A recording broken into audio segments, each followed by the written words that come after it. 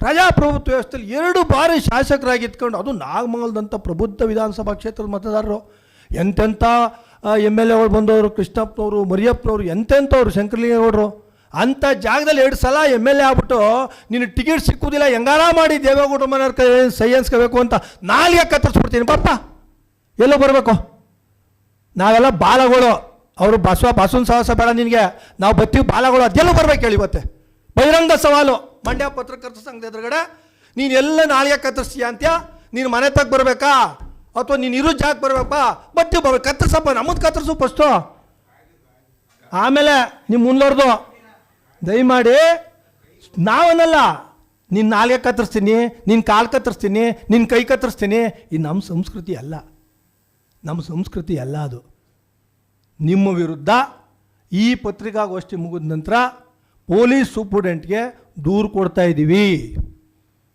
ಪ್ರಜಾಪ್ರಭುತ್ವದಲ್ಲಿ, ಸಾರ್ವಜನಿಕ ಜೀವನದಲ್ಲಿ ಎಲ್ಲ ರೀತಿಯ ಎಲ್ಲಗಳನ್ನು ಮೀರಿ ಮಾತಾಡ್ತಾ ಇದೆಯಾ ಸುರೇಶ, ನಿನಗಿದು ಒಳ್ಳೆಯದಲ್ಲ.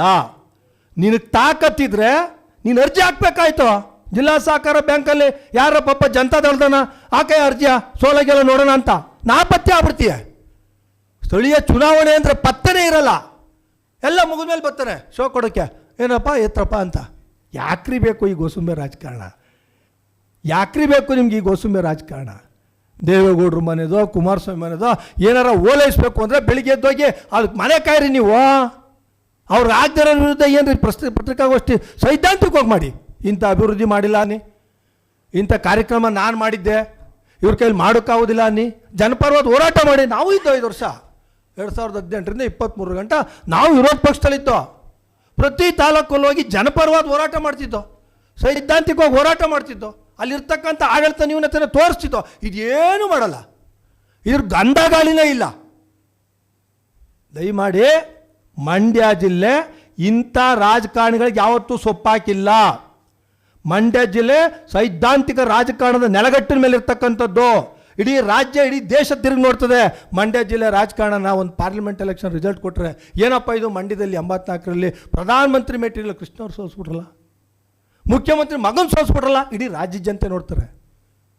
ದಯಮಾಡಿ ಇನ್ನು ಮುಂದಾದರೂ ಸೈದ್ಧಾಂತಿಕ ರಾಜಕಾರಣವನ್ನು ಮಾಡಿ. ಸಾರ್ವಜನಿಕ ಜೀವನ ಯಾರಿಗೂ ಶಾಶ್ವತ ಅಲ್ಲ, ಎಲ್ಲ ಮಣ್ಣಲ್ಲಿ ಮಣ್ಣೆ.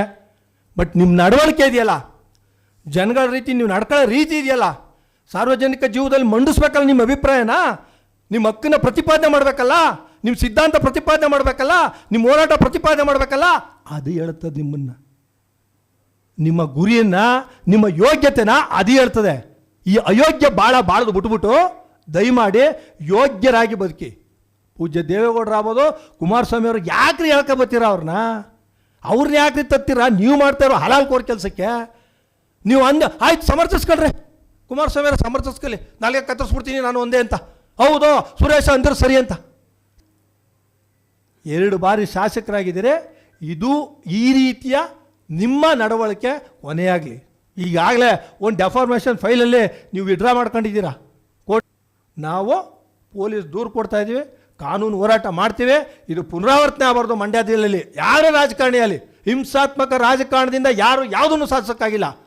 ನಮ್ಮ ದೇಶ ಅಹಿಂಸಾತ್ಮಕ ಹೋರಾಟದಿಂದ ಸ್ವತಂತ್ರ ಪಡೆದಿರ್ತಕ್ಕಂಥದ್ದು. ಇದು ಮೂಲ ತತ್ವ. ಇದರ ಆಧಾರದ ಮೇಲೆ ರಾಜಕಾರಣ ಮಾಡಬೇಕೇ ಹೊರತು ಯಾವ ಪಾರ್ಟಿಯವರಾದರೂ ಕೂಡ ಹೊಡಿತೀನಿ ಬಡಿತೀನಿ ಎಲ್ರಿ. ಕರ್ನಾಟಕ ನ್ಯೂಸ್ ಡಿಜಿಟಲ್ ಚಾನಲನ್ನು ಈಗಲೇ ಸಬ್ಸ್ಕ್ರೈಬ್ ಮಾಡಿ. ಧನ್ಯವಾದಗಳು.